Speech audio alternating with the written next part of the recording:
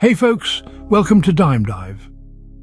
What is an underaccumulator of wealth, or UAW? It's a term coined by Thomas Stanley in his book The Millionaire Next Door to describe individuals who, despite a high income, have a relatively low net wealth. Let's take, for example, doctors who pulls in a handsome sum of $250,000 annually.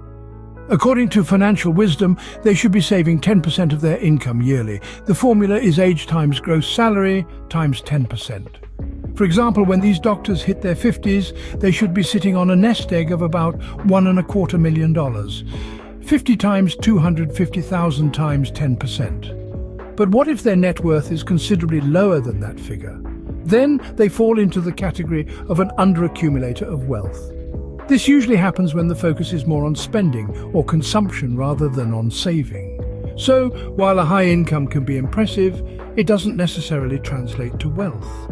Now let's contrast the UAW with the Prodigious Accumulator of Wealth, or PAW, and the average accumulator of wealth, known as AAW. PAW is someone who amasses more than 2 times AAW. They are the overachievers in terms of wealth accumulation. On the other hand, the AAW has a net worth equivalent to age times 1/10 of their current annual income. Let's do a few examples. A 40-year-old making $100,000 working 10 years should have what amount? The formula is 40 times 100,000 times 10% is 400,000. If her net worth is at this level, she is AAW. If below this level, then she is UAW. If it's 2 times this amount, then she is a PAW. However, these concepts aren't without their critics. For instance, the notion that a 20-year-old earning $50,000 a year should already have a net worth of $100,000 to be considered an average accumulator of wealth is seen as unrealistic. It dismisses the time it takes for savings and investments to grow.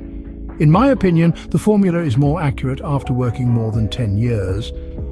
Critics also argue that these metrics fail to consider the power of compounding interest, particularly for younger wealth accumulators. It's clear that wealth accumulation isn't as simple as earning a high income. But what does wealth accumulation look like in reality? Contrary to popular belief, a life of extravagance is not the norm for most millionaires. In fact, a significant number of them lead surprisingly modest lifestyles. Survey data reveals that these wealthy individuals spend far less on luxury items and services than you might expect. They're not splurging on high-end cars, designer watches, or expensive clothing. The secret to their wealth accumulation, living below their means.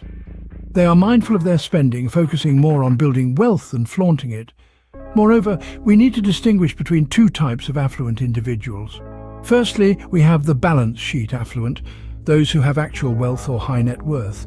Then we have the income affluent, individuals with a high income but low net worth.